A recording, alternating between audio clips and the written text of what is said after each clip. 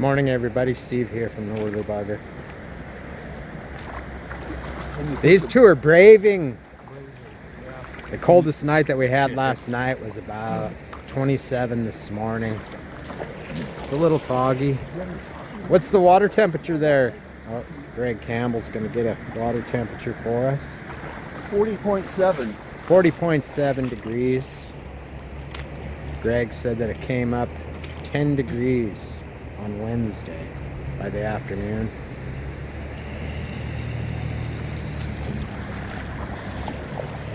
So we're still getting lots and lots of rain here in the valley almost every night, which is definitely helping. But what's to come, we look at the reservoirs and they're looking better. I mean, the Clay Elm Reservoir read 4% for 2 months, and now it's at 16, maybe a little bit more this morning. So that's good news that it's, you know, we're capturing some of this rainwater, and the mountains are getting some snow for sure, but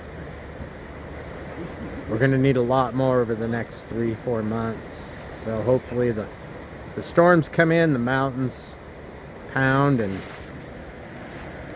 they get lots of snowfall up there for the 2026 fishing season. Like I've been telling you the last few weeks, the bugs will start winding down as we enter the last parts of November, but still over the weekend, big hatches of blue wings up in Thorpe on Sunday.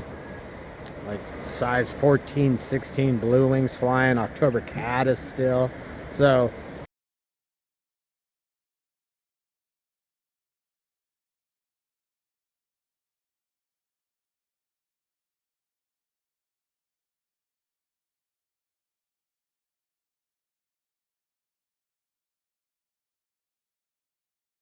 whenever that's happening, it's going to keep the fish active, going to keep them interested for sure.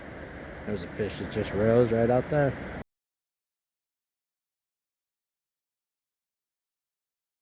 But as we approach the holiday season, things are going to start to get colder. We can see that the temperatures are starting to drop off, but still, like November, just absolutely beautiful here.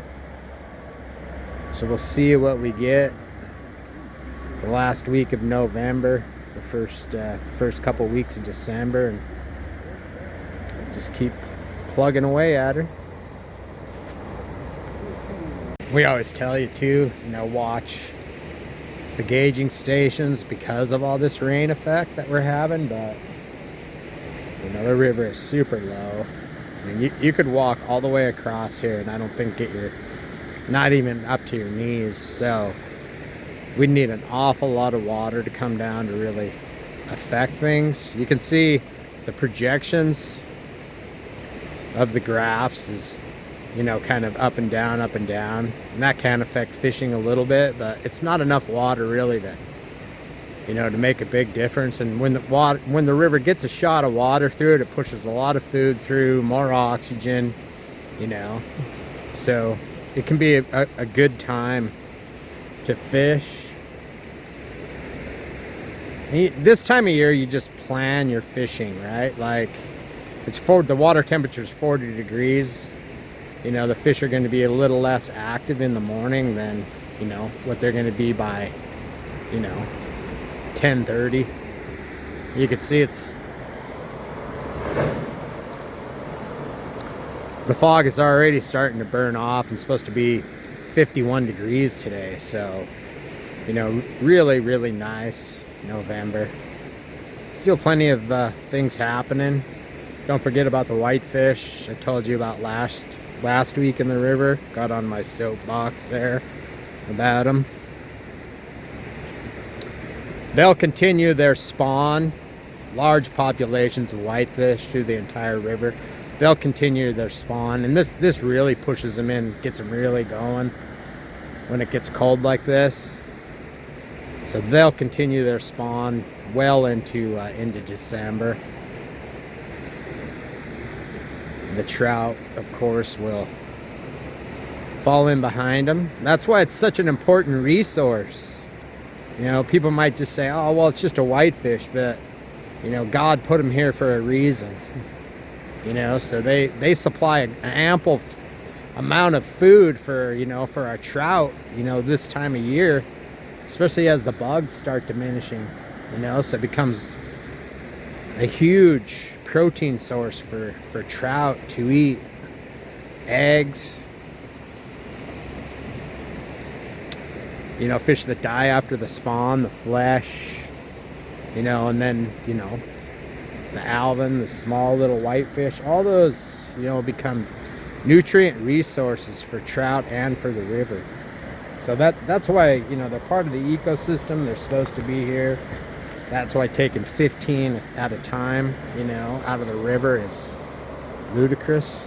So in the month of January, we'll have a fly tying class going at the pro shop. Got 4 seats already filled. There's 2 more seats available.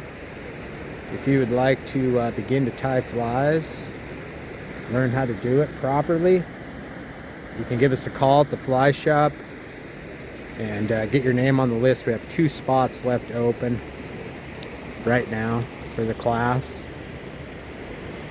With the price of flies, what you're going to see in 2026 might be a good idea. If you don't like buying flies, it looks like the cost of everything is going to continue to increase for us in 2026.